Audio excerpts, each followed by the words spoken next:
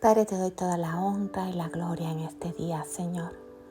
Tome mis manos, Señor, para ser el instrumento, Señor, que me has dado para proclamar tu palabra a otros, Señor.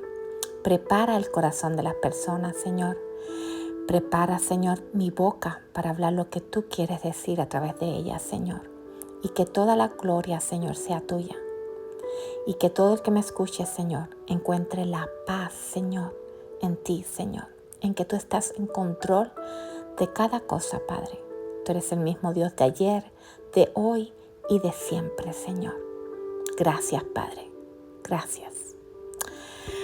Hoy pensaba hablarles de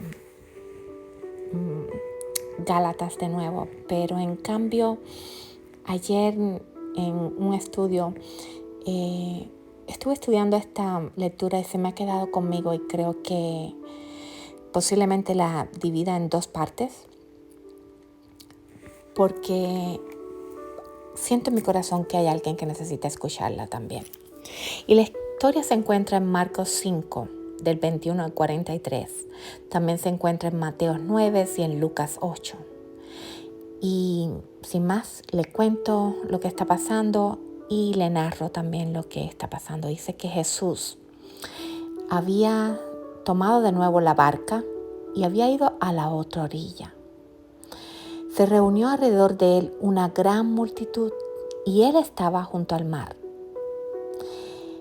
Esta historia, si te la cuentan solamente así, diciendo que Jesús había ido a la otra orilla, no sabemos lo que está pasando. Pero si se lee en Marcos desde a partir del versículo 1, nos damos cuenta de que Jesús venía de la tierra de los Gadarenos, donde él había hecho el milagro de salvar a una persona que estaba endemoniada. Pero en ese lugar no se pudo quedar, puesto que a él no lo quisieron allí. Y aquí hay un contraste de lugares. En un lugar no lo quisieron a pesar de que él había librado un endemoniado, mientras que en otro lugar lo estaban esperando con los brazos abiertos. Y aún en los días de hoy pasa eso. Hay personas que no van a querer escuchar de Jesús, mientras que otras sí van a querer escuchar de él.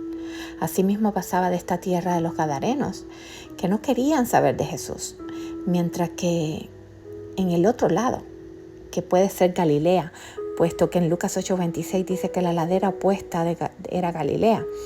Puede ser Galilea, donde lo estaban esperando. Estaban deseosos de escuchar de Jesús, indicando que hasta el día de hoy hay países donde tú no vas a poder hablar de Jesús, o personas que no van a querer escuchar de Jesús. Pero nuestra labor como cristianos es seguir hablándoles a otros de Jesús. Así lo hizo Jesús y tomar su ejemplo. Muchas veces va a ser con nuestro testimonio, en otras ocasiones va a ser llevándonos a la palabra, en otras intercediendo. Lo importante es no parar. Pero les leo versículo 22.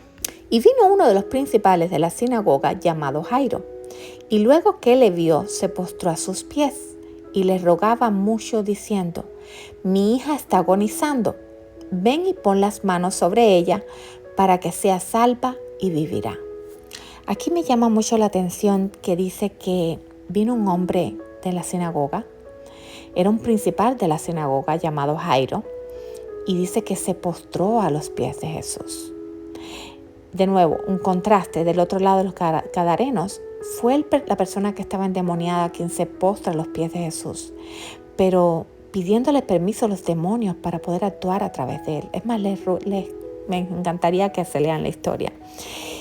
Pero en este lado hay un principal de la sinagoga que también reconoce que Jesús había sido mandado por su Padre y que a través de Jesús se daban milagros.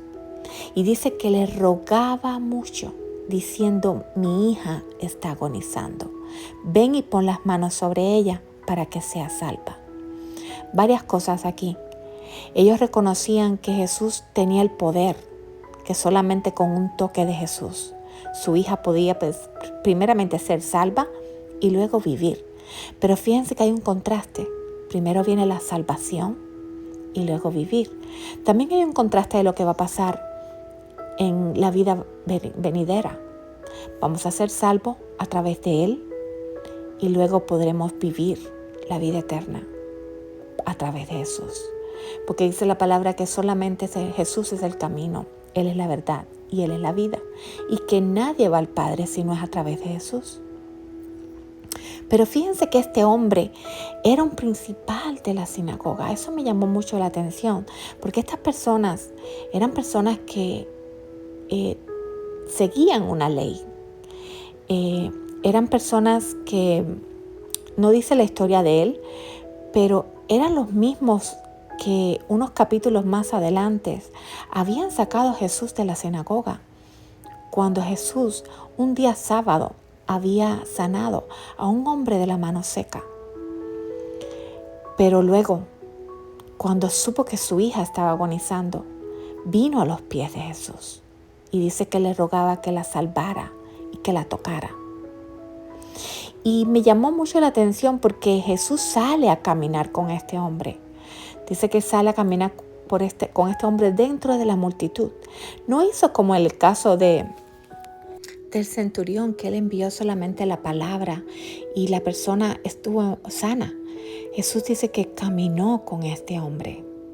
Y me llama la atención porque este hombre doblegó de pronto su ego, su orgullo, para buscar a Jesús, porque se dio cuenta que su hija estaba agonizando. ¿Y cuántas cosas no haremos nosotros por un hijo o por una hija?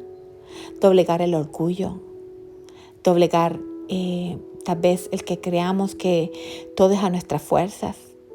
Pero este hombre dice que caminó con Jesús, aún siendo un principal de la sinagoga. Pero bueno, hay mucho más rico, muchas cosas más ricas. El problema es que dice que Jesús, les voy a leer, versículo 24. Fue pues con él y le seguía una gran multitud y le apretaban. Pero una mujer que desde hacía 12 años padecía de flujo de sangre y había sufrido mucho de muchos médicos y gastado todo lo que tenía y nada había aprovechado antes, sino que le iba peor. Dice, cuando oyó hablar de Jesús, vino por detrás entre la multitud y dice que lo tocó su manto. Y aquí me paro de nuevo porque fíjense que Jesús venía con Jairo para mirar a su hija que estaba enferma, pero la multitud no lo dejaba avanzar. Pero pasó algo en ese momento, y es que había una mujer que dice que desde 12 años ella padecía de un flujo de sangre. Había sufrido mucho, dice la palabra. Y dice que se había gastado todo lo que tenía en médicos. Y yo me pongo en los zapatos de esa mujer. Imagínense que en aquel tiempo, en Levíticos 15, se lo pueden leer a partir del versículo 19, dice que si una mujer tenía el flujo de sangre, era considerada impura.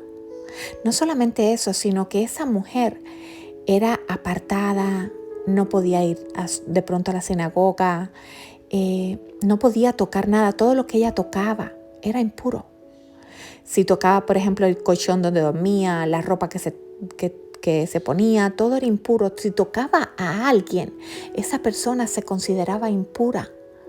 Hasta que tuviera que orar, y hasta por la noche esa persona era impura. Entonces era todo un ritual. Es por eso que esta mujer dice que viene por detrás de la multitud. Y me imagino abriéndose paso entre tanta gente, porque su problema era bien difícil. Dice que todo le iba peor. Se había estado 12 años. De pronto era una mujer que ya tenía anemia. De pronto se le podía ver en su cara que estaba enferma.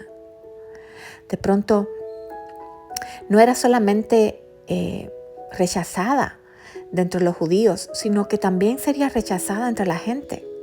Porque en aquel tiempo, si tú ibas a un médico, muchas veces pensaban que cualquier enfermedad que padecías era producto del pecado.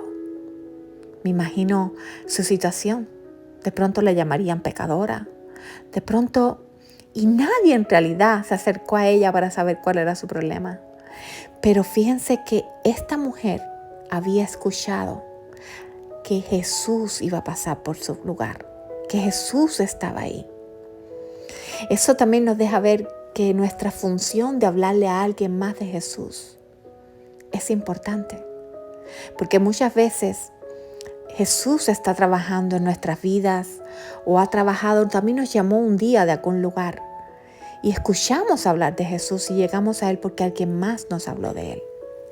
Y dice que esta mujer fue y a pesar de la ley, que sabía que estaba haciendo algo que era incorrecto de la ley, se atrevió a tocar el manto de Jesús.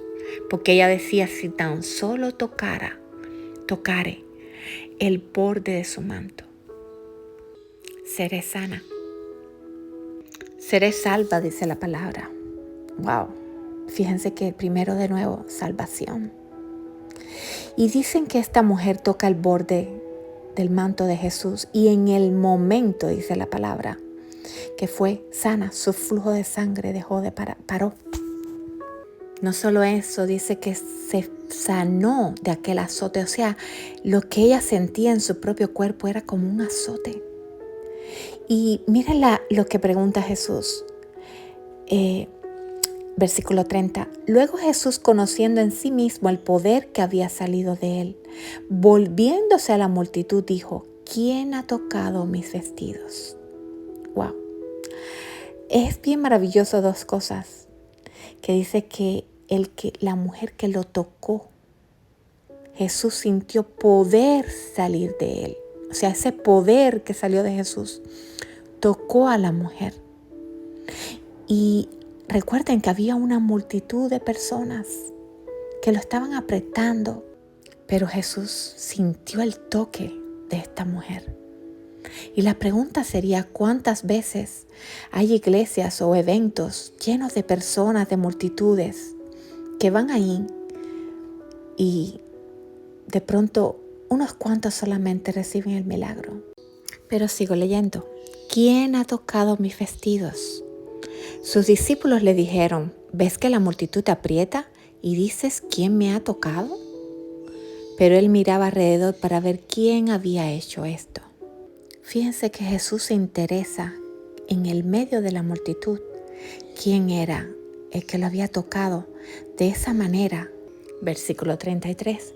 Entonces la mujer, temiendo y temblando, sabiendo lo que en ella había sido hecho, vino y se postró delante de él y le dijo toda la verdad. Y él le dijo, hija, tu fe te ha hecho salva. Ve en paz y queda sana de tu azote. Varias cosas aquí que me llaman la atención. Dice que la mujer temía y temblaba. O sea, no hay nadie que tenga un encuentro con el Señor verdadero y que no tenga temor del Señor, que no sienta temor de que el Señor es quien es. Y dice que ella temblaba porque ella sabía que en ella había habido la sanidad.